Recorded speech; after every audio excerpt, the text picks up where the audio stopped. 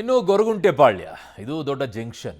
ಇಲ್ಲಿ ಮಳೆಯಿಂದ ಆಗಿರುವಂತಹ ಪರಿಸ್ಥಿತಿ ನೋಡಿ, ರಸ್ತೆ ಜಲಾವೃತ ಆಗೋಗ್ಬಿಟ್ಟಿದೆ. ರಸ್ತೆಯಲ್ಲಿ ನೀರು ನಿಂತು ಕೃತಕ ನದಿ ಸೃಷ್ಟಿಯಾಗ್ಬಿಟ್ಟಿದೆ ಅಂತೆ. ಗೊರಗುಂಟೆಪಾಳ್ಯದಲ್ಲಿ ನೀರು ಚರಂಡಿಗೆ ಹೋಗುವಂತೆ ಟ್ರಾಫಿಕ್ ಪೊಲೀಸರು ಸರಿಪಡಿಸಿದ್ದಾರೆ. ಅಲ್ಲೂ ಅದೇ ರೀ, ಅಲ್ಲಿ ಪಕ್ಕದಲ್ಲಿ ಏನೋ ಮಾರ್ತಿರ್ತಾರೆ ಸಿಗ್ನಲಲ್ಲಿ. ಅವರು ಸಿಗ್ನಲಲ್ಲಿ ಮಾರೋದನ್ನೆಲ್ಲ ಪ್ಲಾಸ್ಟಿಕ್ ಕವರಲ್ಲಿ ಹಾಕಿಕೊಡ್ತಾರೆ. ಅದನ್ನು ತಿಂತಾವೆ. ಅದನ್ನು ತಿಂದ ತಕ್ಷಣ ಆ ಪ್ಲಾಸ್ಟಿಕ್ ಕವರ್ನ ಹಂಗೆ ಎಸಿತಾವೆ ನಮ್ಮ ಜನ. ಪಾಪ ಅಲ್ಲಿ ಪೊಲೀಸರು ನಿಮ್ಮ ಟ್ರಾಫಿಕ್ಕನ್ನು ಮೇಂಟೈನ್ ಮಾಡಬೇಕು, ಈಗ ನೀರು ಹೋಗೋ ರೀತಿಯಲ್ಲೂ ಮಾಡಬೇಕು.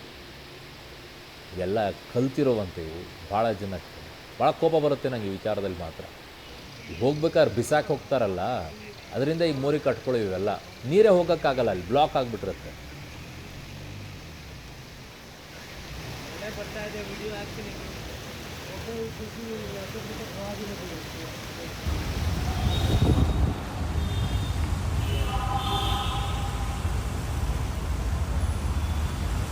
ಇನ್ನೊಂದು ದೃಶ್ಯವನ್ನು ತೋರಿಸ್ತಾ ಇದ್ದೀವಿ ನಿಮಗೆ. ಸಿಲ್ಕ್ ಬೋರ್ಡ್ ಬಳಿಯೂ ಕೂಡ ಇದೇ ರೀತಿಯಾದಂಥ ಪರಿಸ್ಥಿತಿ. ಯಾಕೆ ಅಂತಂದರೆ ಇಲ್ಲಿ ಮಳೆ ಆಗಿರಲಿಲ್ಲ, ಇಲ್ಲಿಯವರೆಗೂ ಬೇಸಿಗೆ ಇತ್ತಲ್ವಾ.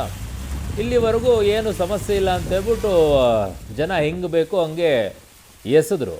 ಎಲ್ಲ ರಸ್ತೆಗಳು ಹೋಗಿ ಬ್ಲಾಕ್ ಆಗಿ ಕೂತಿದೆ. ಈಗ ನೀರು ಎಲ್ಲಿಂದ ಹೋಗ್ಬೇಕು? ಇನ್ನೊಂದು ಮಳೆ ಆಗಬೇಕು, ಅವಾಗ ಕ್ಲಿಯರ್ ಆಗುತ್ತೆ.